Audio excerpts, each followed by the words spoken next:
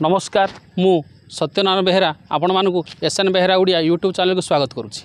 प्रिय दर्शक बंधु यही चैनल रे आपण माने पुराणर सिक्रेट तथ्य उपर जानिबा को पाइबे। तेणुक ये चैनल को जदि आपण माने नुआ देखुछन्ती ताले सब्सक्राइब करिया भूलंतु नहीं ओ ऑल नोटिफिकेशन को ऑन करंतु जहाँद्वारा मु जतले वीडियो अपलोड करबी तार सर्वप्रथम सूचना आपण पाखरे पहुँची जिवो। निकुंज कुंजेश्वरी रस रासमयी आह्लादिन शक्ति नित्य वृंदावन बिहारिणी माँ भगवती राधाराणी पादपद्म तले ये अधमर कोटि कोटि प्रणाम। प्रिय दर्शक बंधु चलतु आलोचना करिबा राधा अष्टमी बा माता राधाराणींकर जन्म वृत्तांत कथा। थरे देवराज इंद्र चिंता कले मोर पुओ जयंतर जन्मवार्षिक उत्सव पालन करी। समस्त देवादेवी समस्त को निमंत्रण करी राजसभार आयोजन कले। से सभारे समस्त को सम्मान सहित उपढोकन प्रदान करेंगे। यापर देवराज इंद्र समस्त को निमंत्रण कले। निमंत्रण मुताबक समस्ते राजसभारे उपस्थित हेले। राजसभा को सरस सुंदर करने स्वर्गर उपसरी उर्वशी नृत्य करुछंती।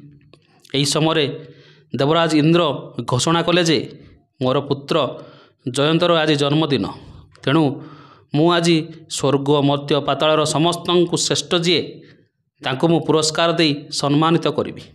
निष्पत्ति क्रमे नागमानकर श्रेष्ठ राजा होउचंदी अनंत। अनंत को पुरस्कार दे सम्मान दियागला। सेहीपरि नदी मानकर श्रेष्ठ हेउची गंगा नदी। गछ मानकर मध्य श्रेष्ठ कल्पवृट वृक्ष। एहीपरि समस्त को सम्मानित करवा चली थाए। शेष रहिले पर्वत मान मध्य श्रेष्ठ किए। यही समय हिमालय को पुरस्कार देवाई जाउथिबा बेले आउ जड़े ठिया है से होचंती पर्वत विंध्य। इंद्र द्वंद्व पड़गले। जहाँ को हेले जन को तो पुरस्कार देवा कथा, दुई जन को तो देई हब नहीं। यही समय हिमालय मु बड़, तेणु मु पुरस्कार मते पुरस्कार दिया जाऊ। सेपटे विंध्य मध्य कहूँ मु बड़ मते पुरस्कार दि जाऊ। यही समय देवराज इंद्र विंध्य को चाह कहले तुम्हें किपरि बड़ कुह। यह शुणी विंध्य कहला मु एते बड़ जे मोर अंटा को मेघमाल छुई पारे नहीं। यापर हिमालय कहला पृथ्वीर सबुठारु बड़ पर्वत होउची मु। मोठारे मेघमाल माड़ नहेले वर्षा हुए नहीं, तेणु मु बड़। विंध्य पाखरे सबुथिले मध्य तार पुत्र कन्या कहीं नाहांती, से अपुत्र अटे, तेणु से बड़ हो पारिबो नाही। यह शुणी विंध्याचल आखिरु धार धार हो लुह गड़ीगला। आज बहुत बड़ अपमान मते हिमालय देला। यापर विंध्य भगवान को स्मरण करी सेठारु चलीगला। ए अपमान किपरि मुक्ति पाइबी मु जाउची जोगमाया को तपस्या करी। यह कही सेठारु विंध्य तपस्या पाई चलीगला। एका रही गले आज विंध्य राणी, कारण ता कोଳରେ कई संतान संतति नाहांती। विंध्यर पत्नी होउचंदी विंध्या राणी। विंध्यराज तपस्या कले माँ जोगमाया भगवती को जे मोर अपमान को दूर कर। एपरी किछि दिन परे राणी विंध्य एक स्वप्न देखिले। महाकाशरू तीनोटी दिव्य ज्योति खसी जासी पड़ा विंध्य पर्वत उपरे। से ज्योति क्रमे तीनोटी शिशुकन्या रूप परिणत है। तापरे शिशुंक कुआ कुआ क्रंदन विंध्याचल पर्वत कंपी उठिला। यही समय देवर्षि नारद से बाट दे जाउथिले। विंध्य पर्वत शिशु क्रंदन शुणी से मथुरा कटक राजा कंस को खबर देले। रे कंस, तोर मृत्युर दिन पाखे आसिला, कारण वर्तमान मु विंध्याराणी कोଳରେ तीनोटी शिशु कन्या क्रंदन करुथिबार मु शुणी आसीछि।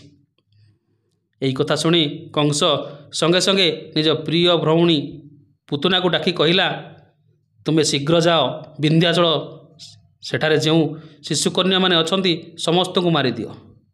पुतना यही आदेश पाई जाई प्रवेश है विंध्याचल पर्वत रे। देखिला तीनोटी शिशुकन्या खेलुचंती। यही समय ତିନୋଟି ଯାକ ଶିଶୁ କନ୍ୟାକୁ ଧରି ପୁତନା ଆକାଶରେ ଉଡ଼ିଲା। ସେ ଦିବ୍ୟ ଜ୍ୟୋତିମୟୀ ତିନି ଶିଶୁକନ୍ୟାଙ୍କ ଦେହ ଯେତେବେଳେ ପୁତନାର ଦେହରେ ସ୍ପର୍ଶ କରିଛି, ସେତିକିବେଳେ ପୁତନାର ମାତୃଭାବ ଜାଗ୍ରତ ହେଇଛି। ପୁତନା ଭାବିଛି, ମୁଁ ତ ଜଣେ ବିଧବା, କେବେ ପୁତ୍ରକନ୍ୟାର ସୁଖ ମୁଖ ଦେଖି ନାହିଁ। ଏହିପରି ଭାବିଲା ବେଳେ ପୁତନା ଆଖିରୁ ଦୁଇଧରା ଲୁହ ଝରି ପଡ଼ିଛି। ଏହି ସମୟରେ ମହାଋଷି ଦୁର୍ବାସା ସ୍ନାନକର୍ମ ସାରି ତର୍ପଣ କରୁଥାନ୍ତି। ଦୁର୍ବାସାଙ୍କର ହାଞ୍ଜୁଳା ପାଣିରେ ପୁତନାର 2 ଟୋପା ଲୁହ ଖସି ପଡ଼ିଲା। ମହାକ୍ରୋଧରେ ଦୁର୍ବାସା ଚାହିଁଲେ ଉପରକୁ, ଦେଖିଲେ ପୁତନା 3 ଶିଶୁକନ୍ୟାକୁ ଧରି ଉଡ଼ୁଛି ଆକାଶ ମାର୍ଗରେ। ଏହା ଦେଖି ପୁତନା ଭୟରେ କ'ଣ କଲା, ପ୍ରଥମେ ଏକ ଶିଶୁକନ୍ୟାକୁ ଧରି ବୁଲାଇ ଫିଙ୍ଗିଦେଲା। ସେ ଶିଶୁକନ୍ୟା ମହାଶୂନ୍ୟରେ ଯାଇ ପଡ଼ିଲା ବିଦଗ୍ଧ ରାଜ୍ୟରେ। ବିଦଗ୍ଧ ରାଜ୍ୟର ରାଜା ହେଉଛନ୍ତି ଭୀଷ୍ମକ। ସେ ଶିଶୁକନ୍ୟାର ଦେହ ରୁକ୍ମ ବା ସୁନା ପରି ଦେଖାଯାଉଥିବାରୁ ତାର ନାମ ଦେଲେ ରୁକ୍ମିଣୀ। ରୁକ୍ମିଣୀଙ୍କର ଲାଳନ ପାଳନ ଦାୟିତ୍ୱ ନେଲେ ରାଜା ଭୀଷ୍ମକ। ତାପରେ ପୁତନା ଆଉ ଗୋଟିଏ ଶିଶୁକନ୍ୟାକୁ ଫିଙ୍ଗିଦେଲା। ସେ ଶିଶୁକନ୍ୟା ଯାଇ ପଡ଼ିଲା ସମୁଦ୍ର ଉପରେ। ସେ ସମୁଦ୍ରରେ ଜଣେ ଜଳରାଜା ଥିଲେ, ତାଙ୍କ ନାମ ହେଲା ପଞ୍ଚଜନ୍ୟ। ସେ ଯାଇ ଦେଖିଲେ ଏକ ଶିଶୁକନ୍ୟା ଜଳରେ ଭାସୁଛି। ଜଳରେ ବୁଡ଼ୁନାହିଁ କି ତା ଦେହରେ ଟୋପାଏ ହେଲେ ଜଳ ଲାଗୁନାହିଁ। ତେଣୁ ସୁଭଦ୍ରା ବୋଲି ତା ନାମ ଦେଲେ ଏବଂ ଅତି ଯତ୍ନରେ ତାକୁ ପାଳନ କଲେ। କାଳକ୍ରମେ ଏହି ଶିଶୁକନ୍ୟାକୁ ପଞ୍ଚଜନ ରହିବତ ପର୍ବତରେ କୃଷ୍ଣ ଓ ବଳରାମଙ୍କୁ ଦାନ କରିଥିଲେ। ତେଣୁ ଜଗନ୍ନାଥ ଓ ବଳଭଦ୍ରଙ୍କର କେଲା ଭଉଣୀ ହେଉଛନ୍ତି ସୁଭଦ୍ରା।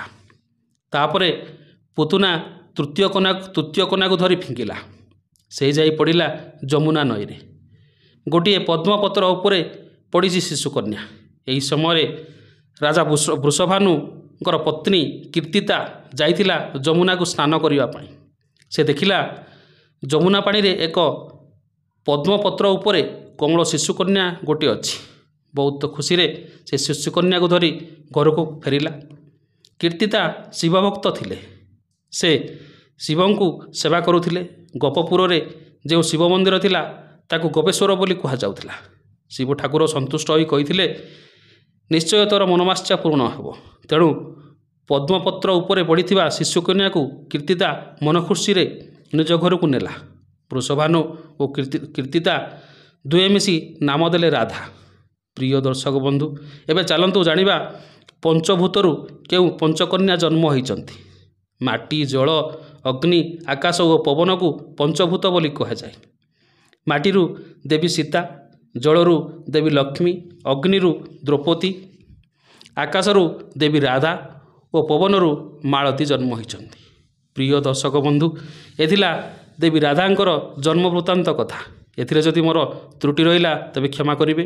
ଏହି ଚ୍ୟାନେଲକୁ ଯଦି ଆପଣମାନେ ନୂଆ ଦେଖୁଛନ୍ତି ତାହେଲେ ସବସ୍କ୍ରାଇବ୍ କରି ଅଲ୍ ନୋଟିଫିକେସନକୁ ଅନ୍ କରନ୍ତୁ, ଯାହାଦ୍ୱାରା ମୁଁ ଯେତେବେଳେ ଭିଡ଼ିଓ ଅପଲୋଡ଼ କରିବି ତାର ସର୍ବପ୍ରଥମେ ସୂଚନା ଆପଣଙ୍କ ପାଖରେ ପହଞ୍ଚିଯିବ। ଏହି ଭିଡ଼ିଓ ଗୋଟେ ଲାଇକ୍ କରନ୍ତୁ ଓ ନିଜ ସାଙ୍ଗସାଥି ମଧ୍ୟରେ ସେୟାର କରନ୍ତୁ। ଶେଷ ପର୍ଯ୍ୟନ୍ତ ଦେଖିଥିବାରୁ ଧନ୍ୟବାଦ। ରହୁଛି। ନମସ୍କାର। ଓମ୍ ନମଃ ଶିବାୟ।